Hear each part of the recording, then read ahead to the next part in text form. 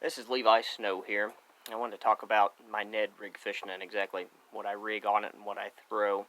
I like to throw a 1/6 ounce, and I prefer to throw the Z-Man. That's any head will really work, but one of the most common ones is the Z-Man Ned head. And I like to throw, the worm I like to throw on it the most is called a Big Hammer Salt Shaker worm. And I like to throw this anytime the water is clear, about 3 foot or more visibility, and especially if there's Kentucky bass, or really especially if there's smallmouth. This little worm right here is called a salt shaker worm. It is made by Big Hammer Lures.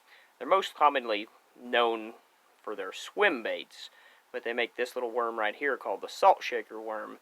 If you have any Kentucky bass, and largemouth will eat it as well, but really the Kentucky bass or smallmouth, they love this worm.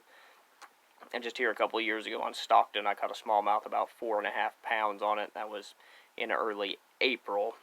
I like to throw the Ned Rig about really early in the year, and then when it gets into the summertime, I like to throw it as well. And I'll take it, and the thing I like about the salt shaker is I rig my Ned Rigs a little different than everybody else on the salt shaker worm anyways. I take it, and I'll bring it up the hook here, as you can see, and I'll kind of nose hook it, and then I'll bring it back through, just like that right there. And then I'll bring it up, and I'll twist it, and it's got that little keeper right there. So I'll bring it back through the worm, all the way through it, and then I'll bring it back up, and I'll actually skin hook it right there. Just like that, it actually makes it weedless. And I like to throw it kind of in a place of a finesse shaky head. I throw it in a lot of brush piles, and that's why I skin hook it like that, is to throw it back in the brush piles, and it is weedless, even if you're throwing it around rocks too. I like to throw it a lot on bluff walls. I get a lot of strikes on the bluff walls. Depends on the way I work the worm too. On the bluff walls, I'll actually let it fall, because the smallmouth like to sit it there, and I'll actually kind of dead stick it. It'll fall real slow along them bluff walls, and I'll just let it dead stick and sit there. And then I might pop it off to the next ledge and let it sink down, and those smallmouth, they come up and they just smash it, and they just run with it. I've even had 12-inch smallmouth, some of them 10 inches, and they actually swallow the whole entire hook. I don't know how they get it all in their mouth that fast, but they just smash it and it's in their mouth. And that's a summertime techniques, the bluff walls, when I like to fish them, and then and early in the spring is when I like to fish the brush piles with it, kind of where you would throw a shaky head. And it's just more finesse, and especially with the salt shaker worm, it's something that they have not seen, because it's not a most commonly worm like your finesse worms or your stick baits they throw on the shaky heads, or a shaky head worm. You throw that, and it's something they have not seen. And what I love about it is that tail. The tail right there just sits there, and it's got a different, unique action than anything else that the bass have not seen. And then when I'm not throwing the salt shaker worm on it, when the water's a little more dirtier, like I said, I like to throw it more in the clear water. They eat it better for some reason. In the clear water, you might have better luck in the dirtier water, but I have better luck in the clear water with it. I'll kind of match what I'm throwing, just like over the summertime this year on Stockton. I was catching them on a 10-inch worm. And then when they stopped biting the 10-inch worm in the brush piles, and I was fishing some rock piles as well, and on some points, I would pick up, they was biting a plum, 10-inch old monsters, what they was biting.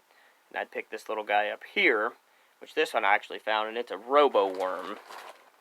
And it is actually the 3-inch Ned worm.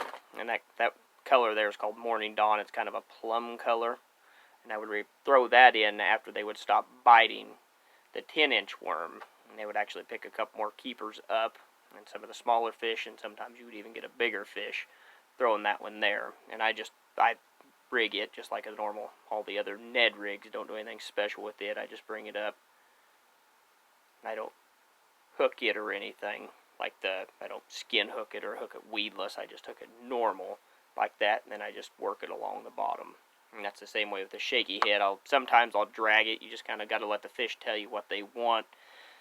I always start out, I kind of try and just hop it along, not real fast, just kind of hop it real slow along the bottom. And if that don't work, you try dragging it and maybe get a little bigger hops in there to see what they want. Or find a brush pile, you can sit there and kind of shake it. That's what I like about that salt shaker worm, you sit there and you just barely shake it, and that tail just sits there and wiggles.